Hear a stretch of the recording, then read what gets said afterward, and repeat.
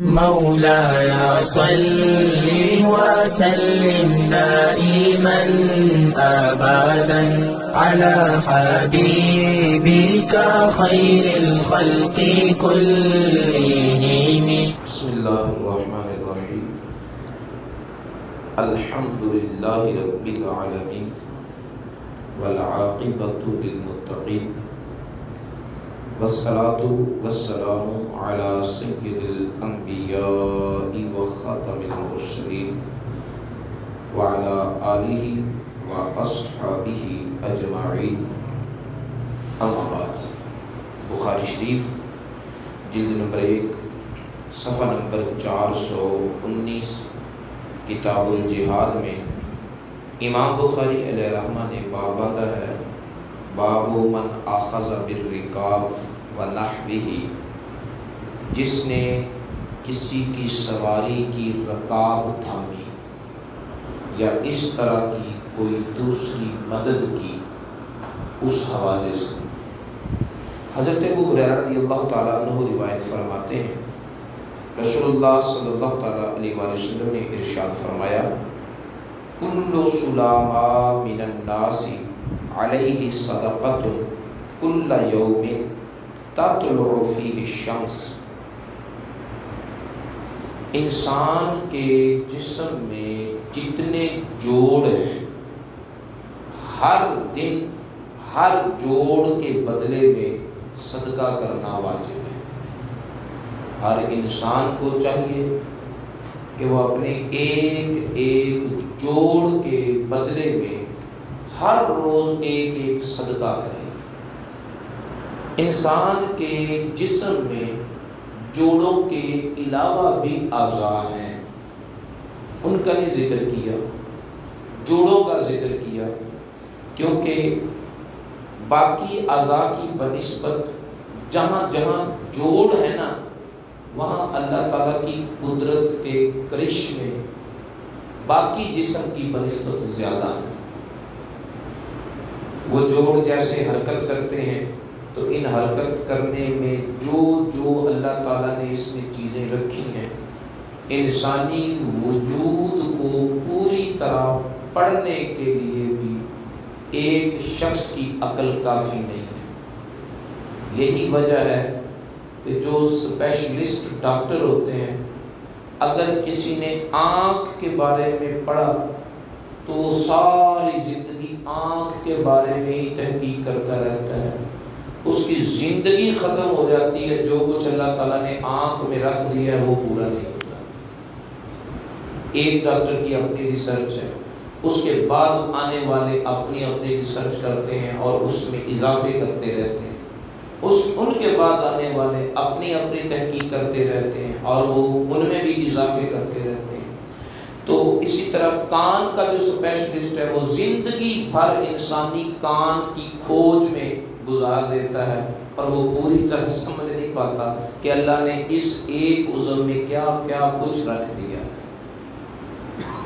جب ہم اینک لگواتے ہیں تو آپ کو ادھر تو یہ دور کی اینک ہے، یہ قریب کی اینک ہے، ٹھیک ہے؟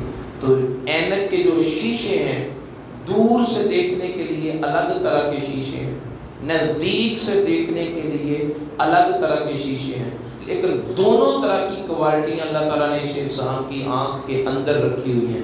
بغیر شیشے کے یہ قریب سے بھی دیکھتا ہے، دور سے بھی دیکھتا ہے۔ جو الگ الگ معاملات ہیں وہ سارے اللہ تعالیٰ نے اس عضو کے اندر رکھے ہیں۔ اسی طرح باقی اعضاء کو دیکھا جائے تو انسان کو اللہ تعالیٰ نے اتنا حیران کن جسم بنایا ہے کہ ایک انسان کو بھی کوئی انسان اپنی ایک عقل سے پوری طرح جان نہیں سکتا۔ انسان کی باڈی کو سمجھنے کے لیے بھی کئی انسانوں کی کئی عقلیں درکار ہیں۔ دنیا میں ابھی تک سینکڑوں ڈاکٹر آئے ہیں اور ریسرچ سکالر بھی بے شمار ہو چکے ہیں، ابھی تک یہ دعویٰ نہیں کیا جا سکا کہ ہم نے انسان کی باڈی کو پوری طرح سمجھ لیا۔ آئے روز کوئی نیا سے نیا انکشاف ہوتا رہتا ہے اور نئے نئے انکشاف اس بات کے گواہ ہیں کہ پچھلوں نے اگر پورا سمجھ لیا ہوتا تو اب نئی بات سامنے کیسے آتی. نئی نئی باتوں کا سامنے آنا یہ ثابت کرتا ہے کہ کسی نے بھی ابھی تک اللہ کی قدرت کے اس شاہکار کو پوری طرح سمجھا نہیں ہے. جو ظاہری باڈی ہے جب وہ اسی کی سمجھ نہیں آئی ابھی تک، تو جو اللہ نے روحانی طور پر صلاحیتیں رکھی ہیں ان کو کون سمجھے گا. عام انسان کے اندر اتنی پیچیدگیاں ہیں، تو جس کو اللہ تعالیٰ نے اپنے عرشوں کا مہمان بنایا، اپنی دیدار کے لیے منتخب فرمایا، اس انسان کے وجود کے اندر اللہ نے کیا کیا کمالات رکھے ہیں کون جان سکتا ہے، کون دعویٰ کر سکتا ہے. فرمایا ہر انسان کے ایک ایک جوڑ کے بدلے میں، اور جوڑوں میں زیادہ اللہ تعالیٰ نے اپنی قدرتوں کے کرشمے رکھے ہیں. یہ جو فولڈ ہوتے ہیں نا ہمارے اعضاء، ان کی تحقیق کرنے والے جو ریسرچ سکالر ہیں ان سے پوچھئے کتنی بریک بریک وینز ہیں جو اپنا اپنا کام کرتی ہیں، جو سمٹتی سکڑتی ہیں پھیلتی ہیں. ان کے اندر اللہ تعالیٰ نے ایسی ایک چیز رکھی ہے کہ جو سمٹ بھی جاتی ہے، پھیل بھی جاتی ہے. اگر کوئی جوڑ خراب ہو جائے، اس کی جگہ پر نیا جوڑ لگوانا پڑے، دنیا کی پوری دولت بھی خرچ کر دینا، اس جیسا جوڑ پھر تمہیں حاصل نہیں ہوگا. ٹانگیں لگ جاتی ہیں، گوڈے پڑ جاتے ہیں نئے، بڑی بڑی تحقیق آ گئی ہے، بڑا اس میں اضافہ ہو چکا ہے انسانی جسم کی علاج معالجے میں. لیکن جو خدا نے بنا دیا ہے نا، اللہ تعالیٰ نے بنا دیا ہے، اس جیسا پوری لیبارٹریز مل کر بھی اس جیسا کوئی دوسرا عضو بنا نہیں سکتی، چھوٹے سے چھوٹے عضو سے لے کر بڑے سے بڑے عضو تک. تو رسول اللہ صلی اللہ علیہ وسلم نے فرمایا کہ نئے عضو لینے کی بجائے انہی کو بچانے کے لیے ان کی طرف سے صدقہ کیا کرو. 360 جوڑ ہیں انسانی وجود میں، ہر دن 360 صدقے دی. اب یہ کس کے اندر سقط ہے؟ اگر 360 صدقے، ہر صدقہ 10 روپے کے برابر، 1 روپیہ ہی صدقہ ہو، روزانہ 360 دینا، کبھی کبھی دینا تو ہوتا ہے، روزانہ دینا پڑے تو یہ تو بادشاہوں کے لیے بھی مشکل بن جاتا ہے. رسول اللہ صلی اللہ علیہ وسلم نے آسانی پیدا فرما دی.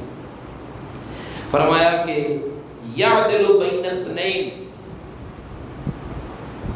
یہ صدقے مال سے دینا ضروری نہیں، 2 جھگڑنے والوں کے درمیان عدل کر دینا یہ بھی صدقہ ہے. کسی کی جانبداری نہ لینا، طرفداری نہ کرنا، عدل اور انصاف کے ساتھ سلو کرا دینا یہ بھی صدقہ ہے. پھر فرمایا یعین الرجل علی دابتہ، کوئی بندہ اپنی سواری پر بیٹھنا چاہتا ہے، بیٹھ نہیں پاتا، یا خود بیٹھ جاتا ہے لیکن سامان نہیں پکڑ سکتا. فرمایا اس بندے کو اس بندے کی سواری پر بیٹھنے میں تو مدد کر دے، یہ بھی صدقہ ہے. اس کی سواری کی لگامیں پکڑ لے، اس کو ہاتھ سے سہارا دے دے، وہ بیٹھ جائے تو اس کو سامان گرا ہوا نیچے پڑا ہوا اسے تھما دے، یہ بھی صدقہ ہے. چھوٹی چھوٹی مہربانیاں کرنے میں اللہ صدقے کے ثواب دے گا. فرمایا فَيَحْمِلُ عَلَيْهَا او يَرْفَعُ عَلَيْهَا مَتَاعَهُ صَدَقَةٌ، تو اس شخص کو سواری پر بٹھا دے یا اس کا سامان سواری پر رکھ دے، صدقہ ہے. وَالْكَلِمَةُ الطَّيِّبَةُ صَدَقَةٌ، جب تو کسی سے بات کرے تو اچھے الفاظ استعمال کر، اچھا لہجہ اختیار کر، لفظوں میں مٹھاس ہو، لہجے میں اپنائیت ہو. اگر تو روٹین کی باتیں اچھے انداز میں کر لے یہ بھی صدقہ ہے، اس پر بھی تجھے صدقے کا ثواب مل جائے گا. وَكُلُّ خُطْوَةٍ يَخْطُوهَا إِلَى الصَّلَاةِ صَدَقَةٌ، فرمایا جب تو نماز کا ارادہ کر کے چلتا ہے، جہاں سے چلے، دکان سے چلے، گھر سے چلے، بازار سے چلے، چلتے چلتے راستے میں جہاں سے تو نے نیت کی چلو نماز پڑھنے چلتے ہیں، وہیں سے تیرے قدم گرنے شروع ہو جائیں گے. تیرے قدموں کی گنتی ہونے لگے گی، ایک ایک قدم کے بدلے میں تجھے ایک ایک صدقہ اور خیرات کا ثواب ملتا ہے۔ جہاں سے بھی تو نیت کر لے کہ چلو اب نماز کی طرف چلتے ہیں، ایک ایک قدم پر صدقے کا ثواب ہے۔ وَيُمِيتُ الْأَذَىٰ عَنِ الطَّرِيقِ صَدَقَةٌ، فرمایا راستے میں اذیت دینے والی، تکلیف دینے والی کوئی چیز اٹھا کر ایک طرف کر دے، اس پر بھی تجھے صدقے کا ثواب مل جائے گا۔ ہر دن ایک ایک جوڑ کے طرف سے بدلے میں ایک ایک صدقہ دینا انسان پر لازم ہے۔ جتنے جوڑ ہیں اتنے صدقے کرے۔ اور پھر اللہ تعالیٰ کے محبوب نے فرما دیا، دیکھو صدقہ خیرات، صدقہ کا ثواب پانے کے لیے مال خرچ کرنا ہی ضروری نہیں، صدقے کا اجر پانے کے لیے تیرے لیے کتنے راستے بنا دیے۔ عدل کر صدقہ، میٹھا بول صدقہ، مدد کر کسی کی صدقہ، نماز کی طرف آ صدقہ، قدم قدم پر صدقے کا ثواب ہے تجھے۔ حضور نبی پاک صاحب الاولاق صلی اللہ تعالیٰ علیہ وآلہ وسلم نے ارشاد فرمایا، حضرت عبداللہ بن عمر رضی اللہ تعالیٰ عنہ اس کے راوی ہیں، فرمایا نہا ان یسافر بالقرآن الی ارض العدو، رسول اللہ صلی اللہ علیہ وسلم نے اس بات سے منع کیا ہے کہ قرآن پاک ساتھ لے کر دشمن کے علاقے میں جائیں۔ قرآن کو ساتھ لے کر دشمن کے علاقے میں جانا، اس سے نبی پاک صلی اللہ علیہ وسلم نے منع کیا ہے۔ پھر جو اعتراض کرتے ہیں، احتجاج کرتے ہیں، شور مچاتے ہیں کہ انہوں نے قرآن پاک جلا دیا، انہوں نے قرآن پاک کی توہین کی، رسول اللہ صلی اللہ علیہ وسلم نے صدیوں پہلے اس کا دروازہ بند کر دیا۔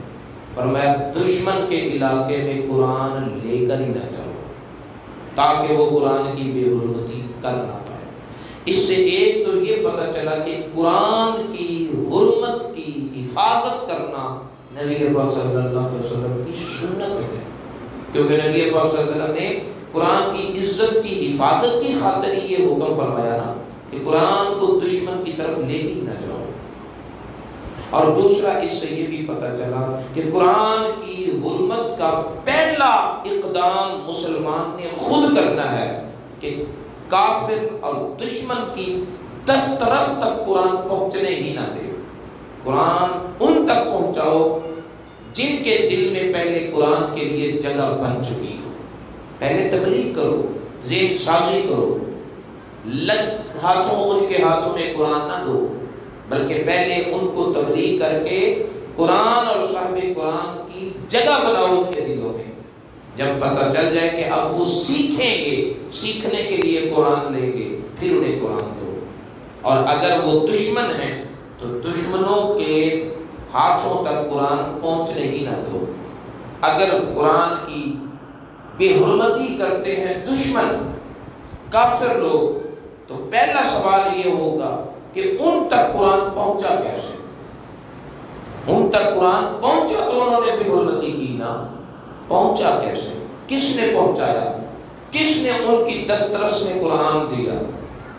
یہ ذمہ داری مسلمانوں کی ہے کہ وہ قرآن کو ان تک پہنچنے ہی نہ دے جو قرآن کی بے حرمتی کرتے ہیں۔ اور جس کو قرآن کا ادب و احترام نہ ہو، رسول اللہ صلی اللہ علیہ وسلم کے اس فرمان کی سے یہ پتہ چلتا ہے ان تک قرآن دو ہی نہ ہونے ان کے ہاتھوں میں، ان تک قرآن پہنچاؤ ہی نہ، جنہیں قرآن کی حرمت کا، قرآن کی عزت کا، قرآن کی عظمت کا پتہ نہیں ہے۔ رسول اللہ صلی اللہ علیہ وسلم نے منع فرمایا کہ قرآن لے کر دشمن کی زمین کی طرف سفر نہ کیا جائے۔ اس میں قرآن پاک کی حفاظت، قرآن پاک کی تقدس اور حرمت کی پہرے داری اور اس کی حفاظت میں اپنا اپنا اقدام کرنا، اپنی کوشش کرنا شامل ہے۔ اللہ رب العزت کی بارگاہ میں دعا ہے قرآن پاک کی تعلیمات کو، نبی پاک صلی اللہ علیہ وسلم کے فرامین مقدسہ کو صحیح سمجھنے اور ان پر پورا عمل کرنے کی توفیق عطا فرمائے۔ مولاي صل وسلم دائما أبدا على حبيبك خير الخلق كلهم